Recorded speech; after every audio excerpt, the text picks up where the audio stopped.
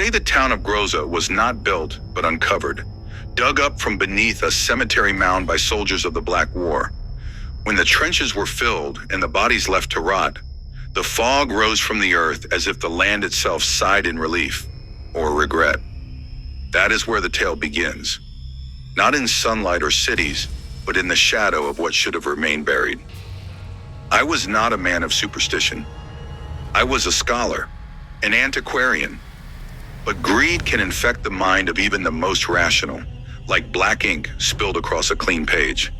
I came to Grosso in the winter of 1873, chasing whispers of a vault, the Vault of Grossa, rumored to contain not only gold and relics, but knowledge forbidden by both man and God. It was cold beyond measure, the kind of cold that numbs not just flesh, but thought. Yet I trudged through the icy forest, driven by the journal I found buried in a Krakow library, pages written by a monk whose eyes had been gouged out before he died. In it, he spoke of a vault beneath Grossa, guarded by rites lost to language. He called it the place of mouthless gods. I found the town crumbling under snow. Roofs sagged like broken backs, windows sealed with yellowing scriptures. The villagers didn't speak, not out of rudeness, but fear. They watched me from behind lace curtains and locked doors, as if I were a match walking through a forest of dry leaves. At the tavern, an old man with fingers like roots finally spoke. His voice rasped like bark. "Why are you here, outsider?" "The vault," I said. "I seek the relics beneath your soil." He closed his eyes. "There are riches below, yes, but none leave Groza with full mind or soul." I laughed. "You believe in curses? I believe in memory, and memory never dies here." He handed me a torn map, trembling. "Go then. But you will not return the same, if you return at all." The entrance to the vault lay beneath an abandoned chapel outside Grossa. The structure was Romanesque, its stone blackened by centuries of ash and snow. Within, behind the altar, was a trapdoor sealed with wax and bone. I broke it open. The silence that followed was not absence of sound, but the presence of something else. A watching. I descended into the dark with only a lantern and my satchel. The air was thick, ancient, almost wet with time. Symbols lined the walls, looping, mouthless runes that bled into my mind like oil through water. I couldn't read them, but I felt them. The vault was vast, a labyrinth of stone chambers, each stranger than the last. One room held mirrors that reflected nothing. Another echoed before I made a sound. I should have turned back, but greed was a compass that always pointed downward. Then I found it. A hall of gold stretching beyond the lantern's glow. Coins from empires long extinct. Jewels the size of fists. Artifacts made from obsidian, not carved, but seemingly grown. In the center, a pedestal with a black box, smooth as shadow and cold as death. I opened it. Within lay a parchment. No writing, only a circular symbol, like an eye that had been stitched shut. The walls breathed. I returned to Groza with the box. The villagers fled as I passed, crossing themselves, hiding their children. I didn't care. My mind was ablaze with visions.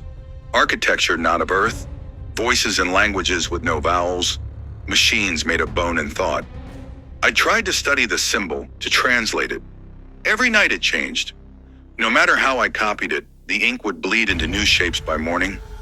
I began to hear sounds beneath my floorboards, whispers and mirror reflections. My hunger for answers became insatiable. Then I began to see him. A man, no, a figure, wearing robes of ash, face a void stitched in vertical slits.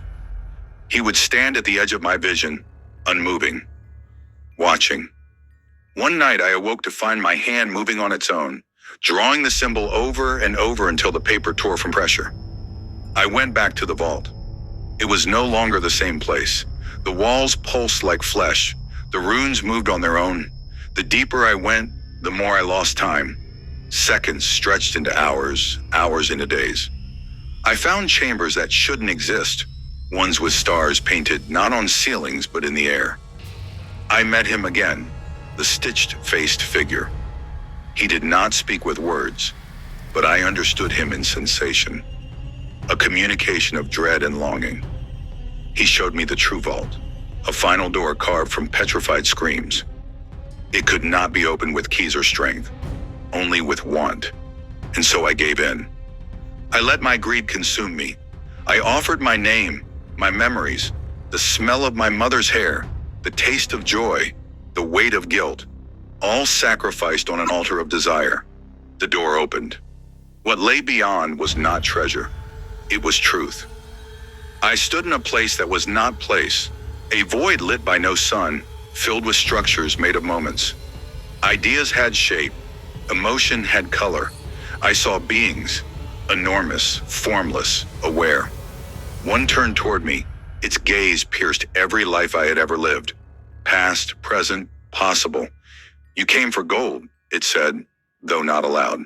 Yes, greed is not hunger. It is void, and you fed us well. I collapsed, mind fracturing. I was shown realities where I had never come to Grossa, realities where I was Grossa. I saw myself eating myself from within until only my eyes remained. You are ours now, it whispered, one of many. When I awoke, I was back in the vault. But it was empty. No gold, no box, no doors. I stumbled back to Groza, but the town, it had changed, or I had. No one recognized me. The tavern was now a school. The roads were paved. They called it Nova Grossa, a modern village built decades after the war. It had only been weeks, but for them, it had been 50 years. I tried to scream, but my voice came out in symbols. My reflection in the window showed eyes stitched shut. The ending that never ends. They found me wandering the woods, muttering in dead languages. They put me in a hospital where I scratched circles into the walls. Doctors called it schizophrenia. But I know better. The vault of Grossa is still open. And I still see him, the stitched one, standing by my bed whispering that there are more vaults, more doors, more dreamers ready to trade their minds for riches. They say greed is desire twisted, but it is not twisted. It is pure. It is the first language of the oldest gods. And they are hungry, still hungry. And I open the door, but it is not twisted. It is pure. It is the first language of the oldest gods. And they are hungry, still hungry. And I open the door,